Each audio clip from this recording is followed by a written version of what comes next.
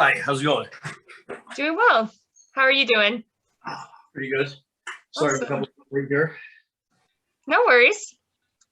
Yeah, thanks so much for joining, guys. I'm really excited to chat with you guys about your new music and what you guys have going on. Thank you for having us. Appreciate it. Yeah, thanks for having us. Yeah. So your latest release, Twine, I have to say, I think it's a cool song. It's really funky, got some groovy guitars in there. What stands out to you guys about this song? Oh man. All of it. Good answer. To me, what stands out is David's playing. He starts the song off on his electronic kit, and that's very reminiscent of his old style. And then when it hits the full groove, that's all David.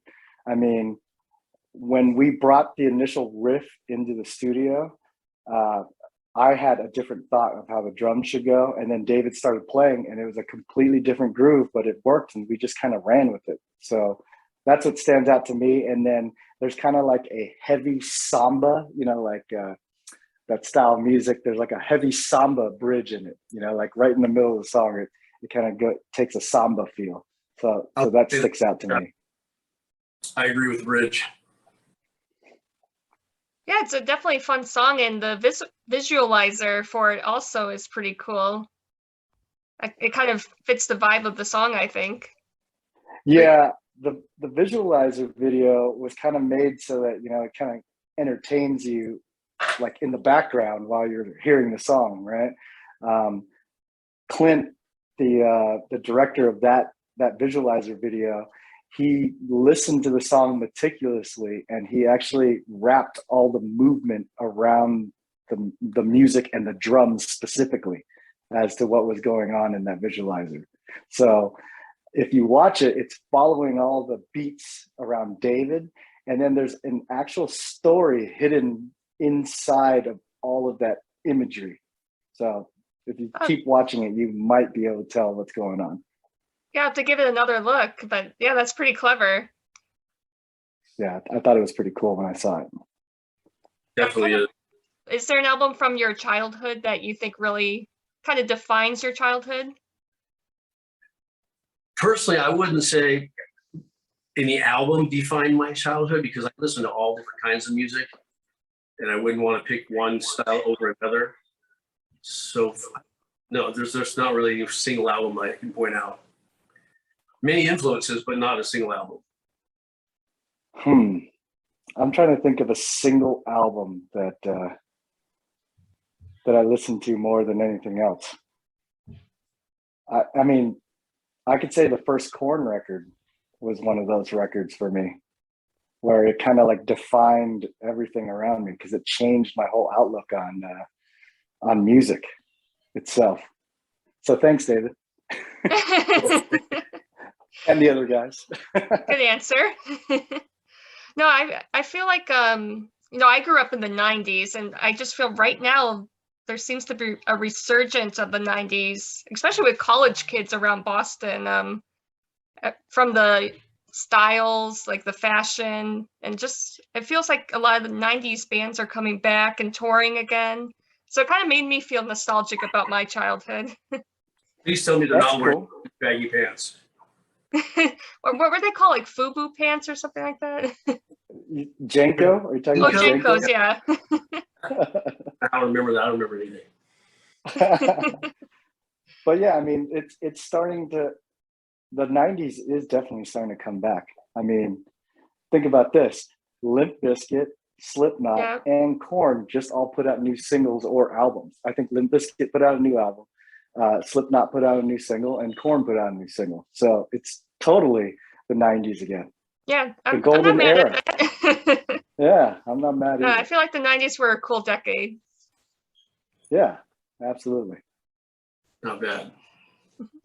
And do you guys, I saw you guys had some shows recently. Are you planning any more live music shows in the near future? Maybe next year. Maybe second quarter of next year, we'll plan on going back out. We kind of just went out this run just to test the waters to see what it was like out there.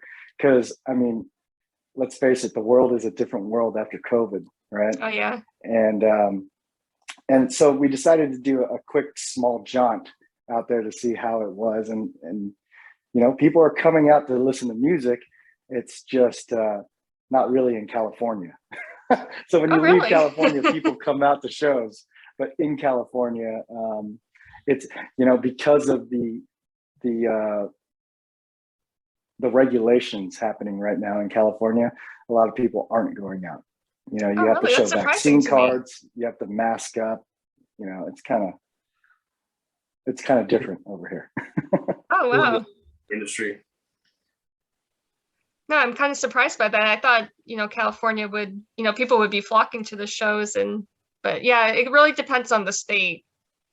Yeah, it does. I mean, you know, you see like states like Florida, a lot of bands will go out on tour there and their shows are packed to the brim. There's no masks or anything like that. There doesn't seem to be any type of regulation there. So, you know, people are more motivated to go out, you know, when they don't feel like they're policed when Yeah. they're going out to have fun, you know? Absolutely. Well, fingers crossed that, you know, things will keep progressing in the right direction. Yeah, I hope so. Yeah, they have to. Shit, we're all doomed. I know. Gosh, I don't want to think about a world without live music. That's a depressing world. Yes, let's not. Yeah. Yeah, so get us out there, Jen. Get us out there. Yeah, I would love to have you guys in Boston. Yeah, just when it's not freezing cold, please. Exactly. Yeah. Not now. Yeah. Well, kind of going back to live music, is there a show that you attended as a fan that is very memorable to you? Or maybe like your first concert? My first concert was Motley Crue. Oh, that's a good one. And I remember Vince Neil was so drunk, he literally fell off of the stage. In between the stage and the barricade, he rolled off the stage. It was pretty hilarious. Oh my gosh. Did he go back on stage after that? He did. That was halfway through the show. Okay. Oh, man. That was when Shout at the Devil first came out. Yeah, he's been in the That's news crazy. recently about his performances, so that when it surprised me. Yeah. a lot of Are partying. good or bad? I think Good he or fell off bad a is the stage name. recently. Oh, really? Maybe that's his thing. I think You know, maybe so. that's what he does at shows, just to keep their fans on their toes. Hey, should I try that, David? Should I try getting all hammered and falling off stage? I wouldn't recommend it, but you're welcome to. All right. Hopefully someone will catch you. And nobody caught him. What about you, funny. Rich? Do you remember your first concert? Yeah, my first concert was Pantera. So I saw Pantera on, I think their Far Beyond Driven tour, and that was amazing. just the sheer energy of the whole room, and then seeing how vicious that pit could get, you know, because Pantera is super aggro. And I would see people coming out of the pit with their shirts all torn off Oh my gosh. and like bloody noses and shit. I was like, dang, okay. So this is I what never it's got about. to live. Really? I never Man, did. No. it's so good. It's amazing. And then Dimebag would do that squeal on his guitar and make everyone go deaf. Like Oh, geez. he would purposely do that shit just so that the crowd would like go, oh crap. God. Well, you both had like two entertaining first concerts to go to. I'm wondering if the second concert lived up to the first one. No, my second concert was Boingo Boingo. Boingo, I've never boingo. heard of that. You're joking. What genre is it? I think just pop, maybe. I don't really. Oh, okay. Yeah. So do you know the Simpsons theme? The keyboardist from Oingo Boingo wrote the Simpsons theme, and he does Oh. all of the what's that director's name? Tim Burton films. He scores all the Tim Burton films. So it's Oh, kind of like wow. that type of music. It's kind Okay. of like a party pop weird music. I don't even know how to explain it. That's a good Yeah. description. Yeah. Awesome. And do you guys have any goals for the, well, musical goals, whether for the band or for yourself? Make more music, put it out for the public. Yep. That's That's a solid goal. a general goal. Yes. And is there a EP in the works right now? Yes, there is. So we were trying to get an EP out before the end of the year, and logistically we couldn't do it. So instead of releasing the EP, we decided, hey, since we can't do it, let's release Twine for everyone. So that's why we released Twine. I'm trying to work through all the logistics right now to get the second EP released. I want to say early 2022. So maybe February, March, something like that. Awesome. No, that's good. I think the response to Twine has been very solid. So it's probably Yeah. a good decision you guys did to release it. The response has been good. And you know, the fans that we do have, they've been chomping at the bit for some new material, you know. We put out material, I want to say, at the beginning of 2020, which some of it was re-released material. And I think there was like a couple new songs that we released on that first EP. But, you know, our fans had to wait a year and they'll get more music. And in the interim period, while we release that EP, we're going to start tracking our new material. So hopefully we can release that sometime in late 2022. Okay. That seems far off.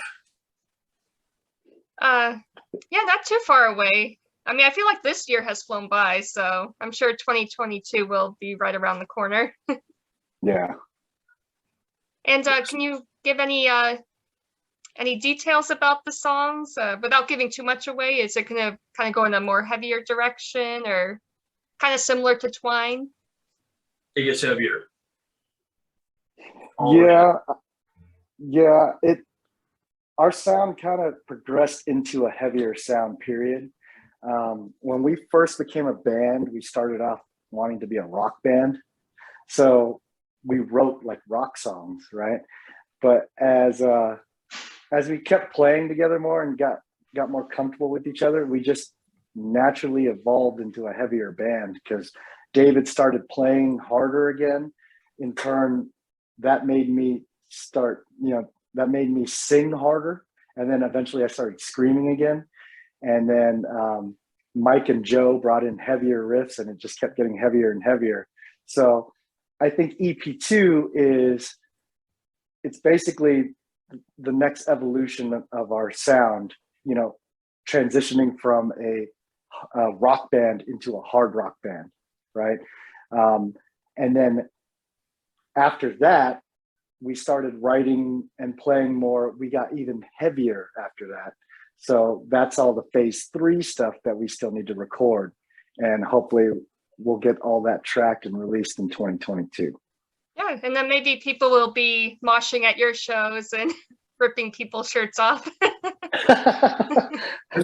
Maybe, but it has to be very safe in the way that they do it, you know. Absolutely. Yeah, no, I feel like I've been to some heavier shows recently, and I feel like the security really doesn't let people go all out like they used to. That's good. Yeah. Insurance. Oh, insurance. yeah, Yes. Yeah. Promoters have to carry insurance on shows. It's probably gotten really expensive. Yeah. I It's didn't better to think be about safe. that. Let people enjoy the music. Yeah. People jumping would be good, but we'll see. Yeah. We'll definitely see. Well, guys, I really appreciate your time, and yeah, you know, hopefully when it's warmer, you guys can come to Boston. I'd love to see you guys, you know, in concert. We'd love to go there. Awesome. Yeah, we'd love to come out there when it's warm. Yes, definitely. That's the best time to come to Boston. Yes, best time to go anywhere. That's true. Unless you want to ski Yeah, or that's true. snowboard. I don't know how to do either, so which is funny. Growing up in Michigan, I never learned how to do either. Well, No you need. got to go back to Michigan and learn how to do that then. Yeah. Absolutely. Well, guys, thanks again, and I can't wait to hear your new music next year. We can't wait for you to hear. Thanks for having us. Yeah, Yes. take care.